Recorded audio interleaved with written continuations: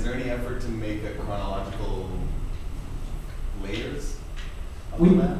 Yeah, one thing we did, because, as I said, galaxy map is basically dots and lines, we were very conscious of wanting our maps, when we could, to show multiple things at once, so there was something more interesting than just looking from the text to the map and back and forth. So one thing we did, for instance, that there are kind of snapshots of the history of the Star Wars galaxy at various key points. But one thing we did is we included layers that would show like how much of the galaxy had been explored at that point.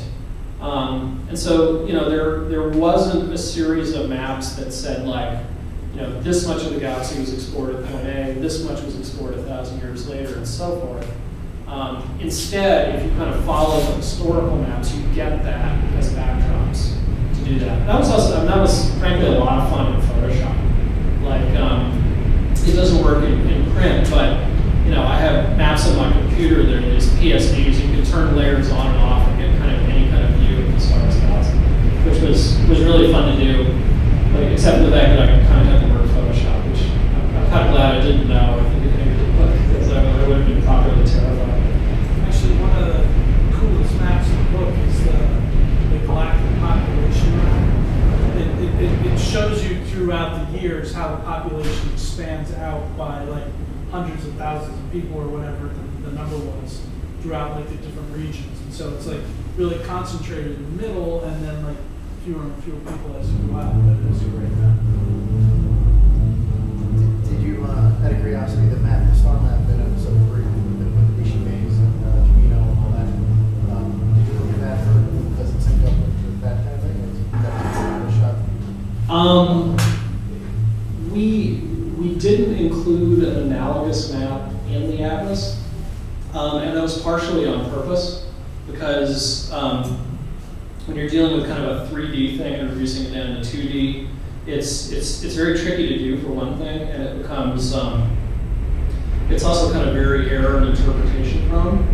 One of the complaints we have gotten about the atlas is that there are people who are like, well, this is great, but there's like a Z coordinate for all these places too, and it would be really great if we could show that. And our reaction is kind of all the same, like, yeah, that would have been great. We did do it in one map, in fact, because at Modi's insistence, he was like, hey, we have to do this, and it turned out great. But it's not just adding another half to the work, it's really kind of exponential, because you have to take every single thing and then plot it on, and eventually my brain was just going to melt.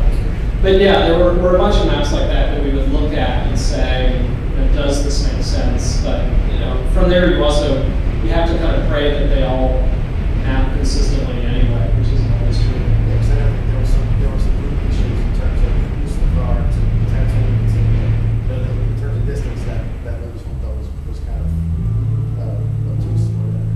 Yeah, there are a lot of, from the role-playing game early on, there was a lot of travel times. And that's another thing we've heard sometimes, like the travel time between Alderaan and Coruscant is 3 hours, but they're too far apart. And the answer to that is there's so many contradictions. And then in the movies, particularly when the answer to how fast a ship goes is it goes at the speed of plot. Like when Emperor Palpatine is suddenly like, oh, Darth Vader is in trouble on Mustafar. He flies like across the galaxy in 20 minutes, apparently, on screen time. And is that realistic? No, but do you want to see Emperor Palpatine like reading a Tom Clancy book, sitting around forever, or have something that says like 2 days later? Just tell you about this book. So speed of plot. So yeah. I'm sure it's a tough effort. This is kind of technical, but probably to go ahead and ask this. How far does the original Death Star travel from where it's built to where it's meant to be destroyed? There's a map in the book that shows you that. Okay. It shows you where. Go back to the New Hope map. It shows you where all the pieces of the Death Star were built. Yeah, the Death Star is a huge pain. because like actually it's forward. Going the right way. Actually, sorry, go the other way. The Death Star is a huge pain because right there.